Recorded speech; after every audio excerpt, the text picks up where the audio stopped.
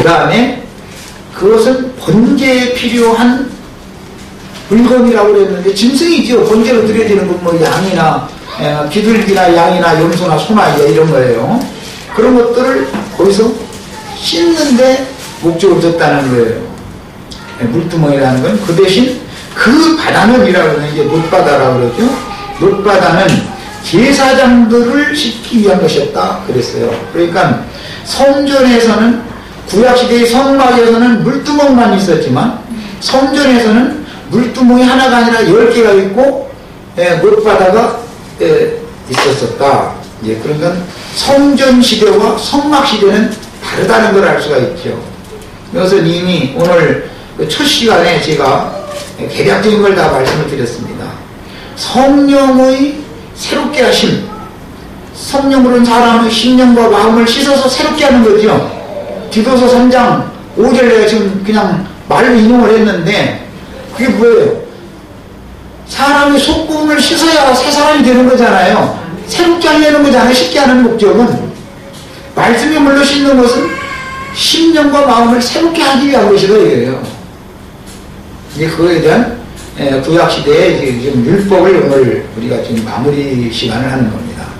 역대기에 기술된 바다는 노수로 만든 일종의 큰 목욕통 형식이었는데 노수로 만든 큰 욕조인 바다는 제사장들이 거룩한 직임을 수행하기 전에 손과 발을 씻는 데 사용한 것으로서 성막의 물두멍과 같은 용도로 쓰였습니다. 출애굽기 30장 오늘 18절로 21절. 그러나 성막 시대에는 욕조가 없었었죠. 성전 시대에 가야만 욕조가 있다. 그 다음에 물두멍은 재물을 씻는 데 사용을 했어요. 그러니까 두 면을 지금 구약 성경에서는 제시를 했는데 제사장들이 번제단에서 제물을 살라드리기 전에 반드시 먼저 놋바다의 물로 자신을 씻었습니다. 여기에서는 주로 얼굴을 씻는 겁니다. 그 이제 목욕을 하는 것으로 상징이 됐어요. 온몸 전신을 원래 씻어야 되는 거거든요. 그런데 얼굴을 주로 씻습니다. 그 바다에서는 그 얼굴을 씻는다라는 것은 자기의 영혼을 씻는 것에 대한 그림자였다라는 의미 말씀을 드렸어요. 수족을 씻는 것은 무더운 것들을 씻는다 이거예요. 그 다음에 성소에 들어가기 전에도 역시 바다의 물로 이처럼 얼굴과 수족을 씻었습니다. 주님의 피로 사서 나라와 제사장으로 삼으신 그리스도인들이 세상에 살다가 교회의 모임에 모일 때는 반드시 기도와 찬양으로 자신을 씻어내고 성령의 새롭게 하심을 받아 정결한 상태로서 말씀잔치에 참여해야 한다는 것을 상징적으로 보여줍니다. 제사장이 성소에 들어가서 봉사하기 전에는 수족을 씻어야 죽기를 면한다 이렇게 율법이 이렇게 정했는데 그럼 뭐냐? 신약에서는 자기를 살피고 말씀잔치에 참석을 해라. 고린도전서 11장 읽었습니다.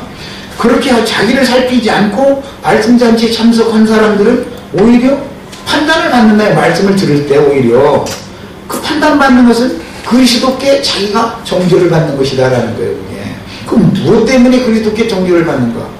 그 사람의 잘못 입력되어진 세뇌당한 고정관념이 말씀의 증거와는 안 맞아 들어가기 때문에 참소를 받는 거 아니겠어요? 그렇게 하다 보면 누구는 병 들어가지고 이제 좋은 자를 비유를 해서 신앙이 병들 수 있다 이거예요.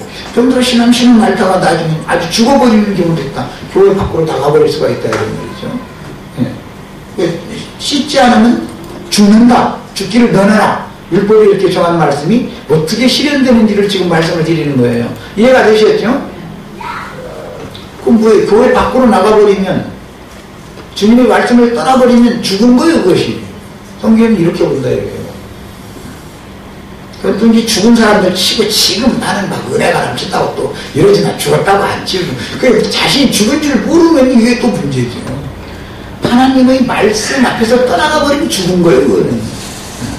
혼잡한 말씀 가서 딱 먹고 다니면 창녀의 목욕통 물 그거 창녀가 목욕 오고 나면 병밖에 안 올라 그 물 마시면 거룩한 물을 마셔야지. 그 물 마시면 거기서 목욕하면 되겠어요. 목욕할 데가 없어서 창녀들이 목욕통에 가서 목욕을 한다는 말이에요. 성경이 말하는 의도를 알아야 돼. 그러니까 역대기에서는 놋바다의 가장자리 아래에는 돌아가면서 소 형상이 있었는데 요람 2상 7장 24절에는 박이 새겨져 있는 것으로 묘사되었으니 소, 백가림 이것은 주님의 일꾼들, 종들을 통해서 물을 깃는다. 구약성경에는 반드시 남자가 힘이 있기 때문에 그 팔레스타인 땅에는 우물도 귀하고 우물이 깊고 오아시스가 있어도 우물 나구를 반드시 덮어놓습니다. 돌로, 큰 돌로.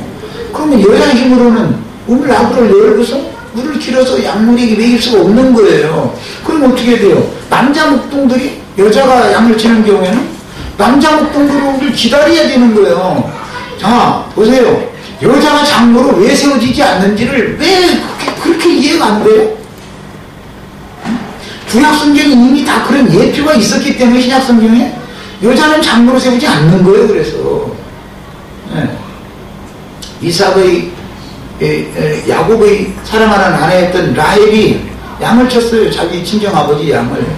그런데 야곱이 우물가에 와가지고 그 돌을 우물 나구를 열고 라헬이 치는 양에게 물을 길어줘서 먹였잖아요. 상징이요. 구약에 어떤 예표가 있으니까 신약의 성경이 그렇게 증거를 하는 거예요. 성경을 모르면은 사람이 방자 행하고 엉뚱하게 행할 수밖에 없어. 무식해서 그런 게 사실은 그게. 여자는 우물 나구를 열고 물을 길어서 먹을 수가 없습니다. 물을 길어주는 남자를 필요로 하는 거예요. 이게 율법이에요, 이게. 그래서 양무리를 맡을 수는 있지만 양무리를 목양하는 문제, 치유하고 다스리고 하는 문제는 신학에서는 적용을 할 때 여자를 절대 세우지 않는다는 말이에요. 여자가 그 양을 칠 수는 있죠. 아버지 양을 쳤잖아요. 라헬이. 하지 말라는 게 아니에요. 할 수 있지만 잘못하면은 그 깡패 목동들한테 몰림만 당한다 이거예요. 그렇게 돼 있죠. 대한아팠던 빈둥대 오고는 그놈들이 약 올리느라고 와서 양떼 라헬이 끌고 와서 우물가에서 이제 근데 그놈들이 와서 그 우물하고 열어서 지장 다 먹인 다음에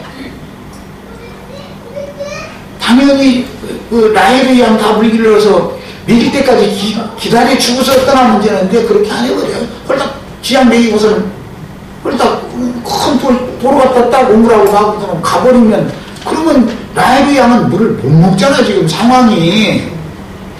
구약에 어떤 그림자가 있으니까 율법에 그런 걸 정해놓는 거고 율법이 그렇게 돼 있으니까 신약에서는 어떻게 이것을 교회 생활에 확정한다 이 말이에요. 교회 양무리들이 부부에 있는 성도들이 다 양무리들이잖아요. 집사로서 봉사하는 것과 장로로서 봉사하는 것의 차이를 아셔야 돼요.